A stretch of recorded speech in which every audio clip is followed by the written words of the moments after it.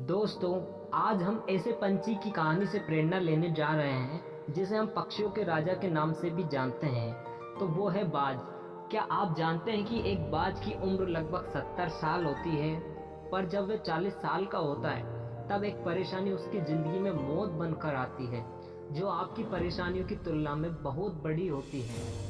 क्योंकि 40 साल की उम्र में बाज की चोंच इतनी मुड़ जाती है कि उसे शिकार निगलने में भी बहुत परेशानी होती है।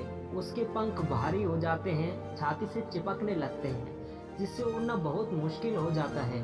उसके पंजे लंबे और लचीले हो जाते हैं, जिससे वो शिकार को सही से नहीं पकड़ पाता है। अब उस बाज के पास सिर्फ 3 रास्ते होते हैं। पहला, या तो वो अपने शरीर को त्याग सकता है। दूसरा, गिद्ध की तरह छोड़े हुए भोजन पर निर्भर हो जाए। तीसरा, सबसे कठिन और पीड़ादायक रास्ता, अपने आप को पुनः स्थापित कर फिर से आसमान का सीना चीरकर उड़ने का। और वो इसी तीसरे रास्ते को चुनता है और अपने पास के सबसे ऊंची चोटी पर पहुंच जाता है। वहां पर अपना घोंसला बनाता है और फिर से शुरू होता है परेशानियों को जड़ से उखाड़कर आसमान में उड़ने का सफर। वह अपनी चोंच को एक चट्टान पर मार मार कर तोड़ देता है, लहूलुहान हो जाता है और इंतजार करता है एक नई चोंच आने का। उसके बाद अपनी नई चोंच आने से अपने पंजों को काट देता है, फिर इंतजार करता है एक नए पंजों के आने का। उसके बाद वह अपने एक एक पंख को अपने शरीर से अलग कर देता है और फिर इंतजार करता है नई पंख आने का।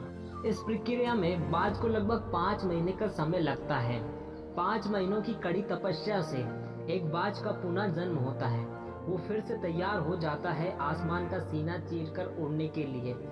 तो दोस्तों, जो 3 रास्ते उस बाज के पास थे, वही 3 रास्ते आपके पास भी होते हैं। लेकिन कुछ लोग पहले रास्ते को चुनते हैं और परेशानियों के तले दबकर सुसाइड कर लेते हैं। ज्यादातर लोग दूसरे रास्ते को चुनते हैं। वो परेशानियों का बोझ पड़ते ही अपने लक्ष्य को छोड़कर एक नॉर्मल लाइफ जीने लगते हैं। और कुछ लोग वो भी होते हैं जो इन परेशानियों को लात मारकर अपनी मेहनत के दम पर बाज की तरह आसमान की बुलंदियों को छूते हैं। तो दोस्तों, हमें बाज की तरह बनना चाहिए, जो कि परेशानियों से डरता नहीं है, घबराता नहीं है, उनका डटकर सामना करता है और आसमान का सीना चीरकर उसमें ऊंची उड़ान भरता है। उसी तरह हमें भी आसमान की बुलंदियों को छूने के लिए एक बाज की तरह बनना पड़ेगा।